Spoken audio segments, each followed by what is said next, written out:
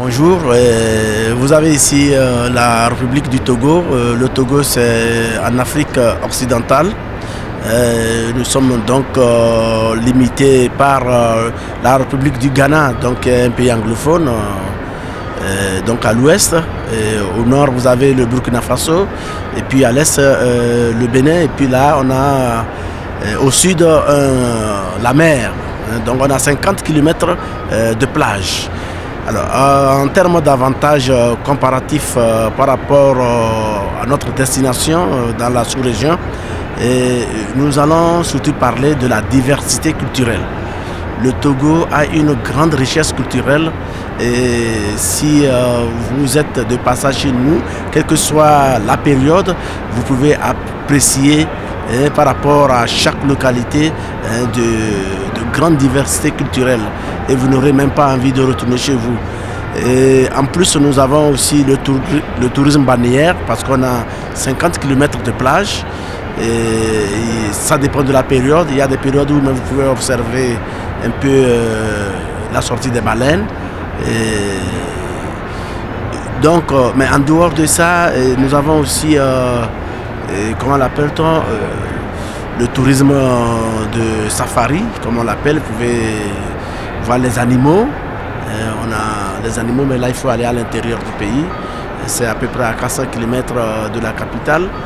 Et nous avons aussi un site qui est inscrit au patrimoine mondial de l'UNESCO, le Koutamakou. C'est une architecture spéciale, unique, que vous ne retrouverez qu'au Togo et un peu au Bénin voisin. Sinon, vous ne retrouverez pas ça nulle part au monde. C'est seulement au Togo et puis au Bénin voisin. Vous allez trouver cette architecture et vous allez voir, nous avons amené des images de ce site-là que nous avons mis sur notre stand. Ça s'appelle le Koutamakou, qui est inscrit au patrimoine mondial de l'UNESCO. Nous avons aussi des grottes qui servaient de refuge en temps de guerre, qui sont merveilleux, un peu difficiles d'accès, mais on a essayé d'aménager pour permettre aux touristes de voir comment, à l'époque, nos parents se défendaient lorsqu'il y avait des conflits guerriers. Je crois que je vais m'arrêter là et puis mon collègue va compléter. Oui, merci. Je dois dire que le Togo, c'est une destination qui est à moins de 6 heures de vol de l'Europe. Nous avons essentiellement 2 compagnies aériennes qui relient le Togo à l'Europe. Il y a Air France qui relie Lomé à Paris directement. Et la continuation sur Madrid ou Barcelone peut se faire à moins de quelques heures. Nous avons également la compagnie Brussels Airlines qui dessert le Togo et qui peut amener des touristes ici à Madrid et de Madrid à Lomé avec escale à Bruxelles.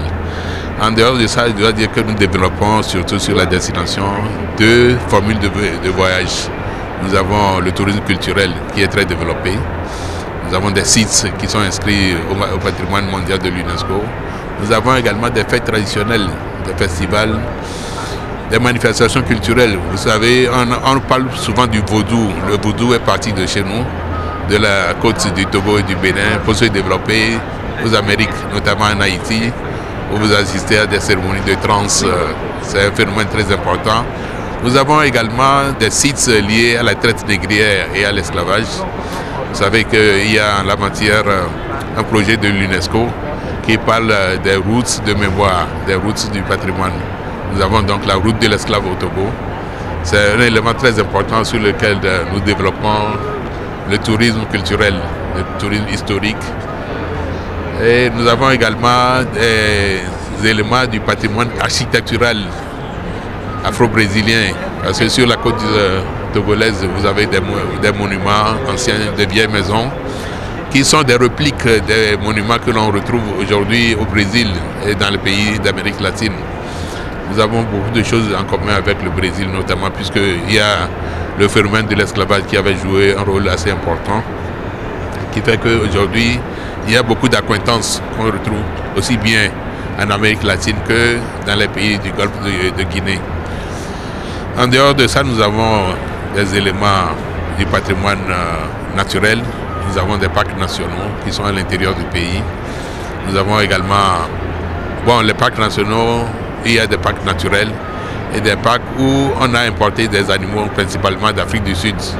Vous avez des espèces comme des gnous, des zèbres, des coqs de Buffon, des élans du Cap, beaucoup d'animaux qui sont importés d'Afrique du Sud, qui font que le Togolais n'a pas besoin, ou bien l'étranger qui vient au Togo n'a pas besoin d'aller vers les pays d'Afrique australe pour connaître certaines espèces animales.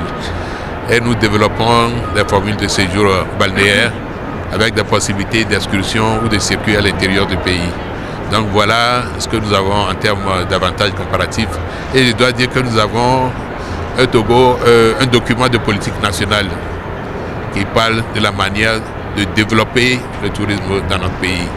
Et à cela, nous avons une politique régionale du tourisme qui a été élaborée par l'UEMOA, c'est l'Union économique et monétaire ouest-africaine.